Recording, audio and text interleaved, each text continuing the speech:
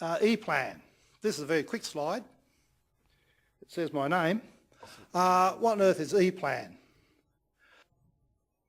The tale in New Zealand, in about 1998, they decided that they would have an electronic cadastre. They'll even have a coordinated cadastre. And when you put in your deposited plans, they would all come in electronic format, and it was in an XML format, strangely enough. Now we're mentioning XML.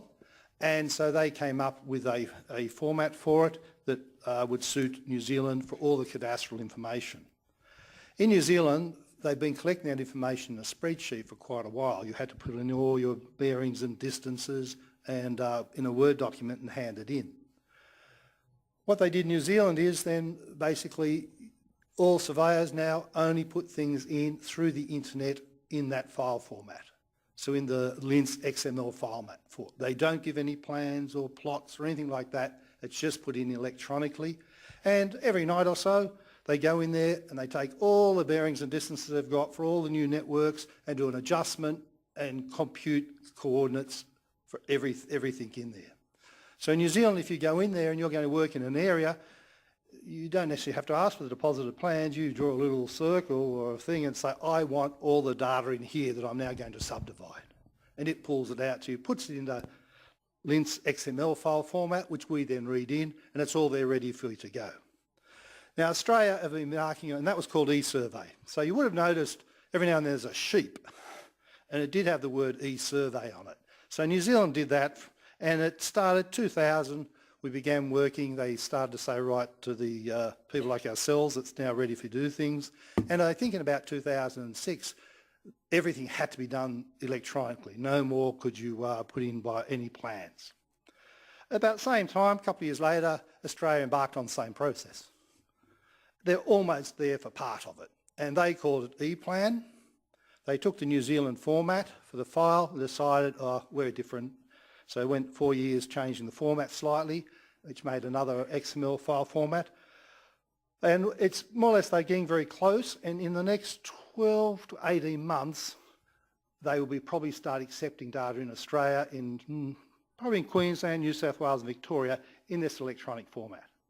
In a temporary stage, they will still be expecting you to give them plots and things in the same format. So they didn't quite go as far as New Zealand. So all the work we did in New Zealand should be very, very applicable in Australia.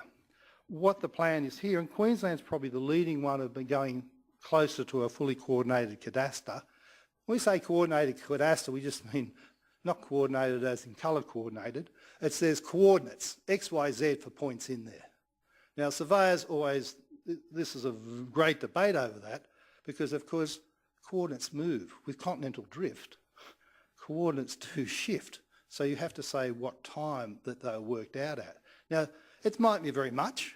Continental drift, I think, say in Australia, might only be about that much per year. But over 10 years, if that means your property is moved onto the next door neighbour's property by that much, you get very concerned about it. And in New Zealand, where they're going in 3 different directions, all sorts of interesting things can happen. So having coordinates, that's why you don't necessarily get them, because, and they give in bearing distances to references, and they keep figuring out the new coordinates for that. So New Zealand, crunch, crunch, crunch, crunch regularly, move it back to the epoch 2000 and keep providing those coordinates. So you do have to be very careful with coordinated databases, but that's all a GIS system can understand. So if you want to give things to GIS and cadastres for you to read in the 12D, you need coordinates. So that's what's driving this, that the most of the world wants coordinates. Now Australia, as I said, they're moving down the same path. They're only probably about 15 years behind New Zealand. And they didn't go quite so far, but Queensland has been pushing the forefront where they've been writing a plan generator which, taking just the XML file, they'll be able to reproduce all the plans and plots that you had to provide them in your cadastre in Queensland.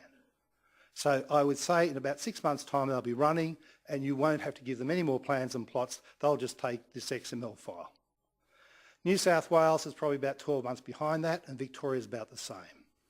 So that's what ePlan's all about. It'll mean the cadastral surveyors will no longer give deposited plans. They will be giving them an XML file, and the authority will generate the deposited plans. We can't say too much from that yet because none of the states in Australia yet have a system that we can use as a test bed.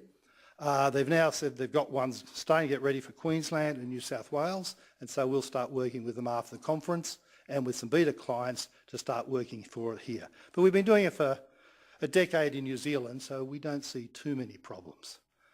So that's what ePlan's all about. It will mean they should be able to generate then a DCDB, things like that, quickly, instead of every 5 years. That should all be able to come out once they've got it all up and running.